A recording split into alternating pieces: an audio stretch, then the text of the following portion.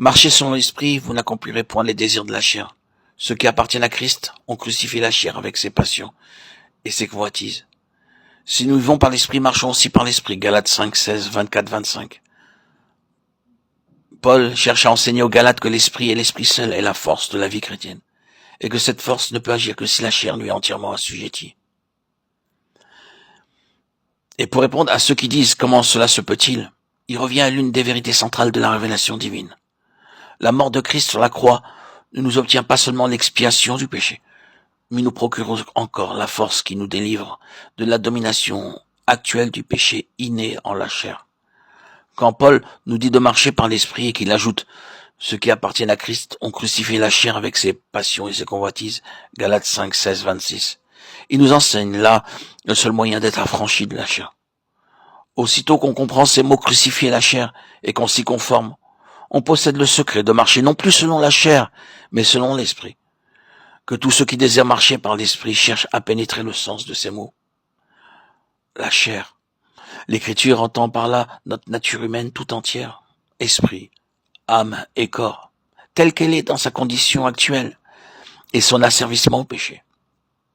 Après la chute, Dieu dit de l'homme, il n'est que chair, Genèse 6.3. Toutes ses facultés, son intelligence, ses sentiments et sa volonté sont sous la domination de la chair. L'Écriture parle de la volonté de la chair, de l'esprit charnel, des passions et des convoitises de la chair. Elle nous dit que le bien n'habite point dans la chair, Romains 7, 18, que l'esprit charnel est inimitié contre Dieu.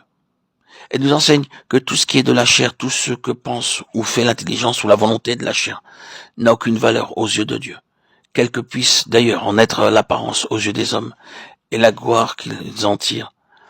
Elle nous avertit qu'il y a un grand danger en fait de religion à mettre sa confiance dans la chair, dans la sagesse et les œuvres de la chair, que c'est là ce qui cause notre incapacité et nos chutes.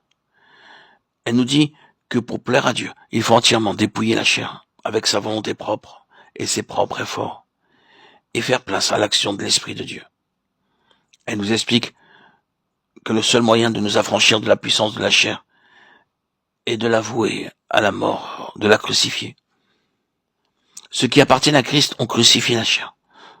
On parle souvent de crucifier la chair comme d'une chose qui reste à faire, tandis que l'Écriture nous en parle toujours comme d'une chose qui a été faite,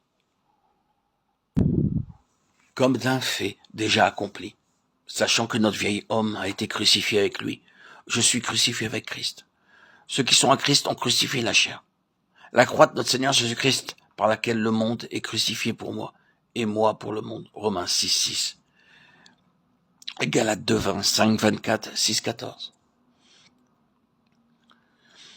Ce que Christ a accompli sur la croix par l'Esprit éternel, il l'a accompli au nom de la nature humaine, dont lui, la tête, s'était chargée. Ceux donc qui reçoivent en Christ celui qui a été crucifié reçoivent non seulement ce que leur mérite, sa croix, mais la force même que leur acquiert cette croix. Ils sont unis à Christ, qui s'identifie avec eux, et ils sont appelés à réaliser et maintenir cette identification par leur intelligence et leur volonté. Ceux qui sont à Jésus-Christ ont reçu le Christ crucifié pour être leur vie, et par là même, ils ont placé leur chair sur la croix. Leur vie est donc la vie de Christ, dans les cieux, qui les fait participer à l'essence même de la personne et du caractère de Christ. Ils ont crucifié la chair avec ses passions et ses convoitises.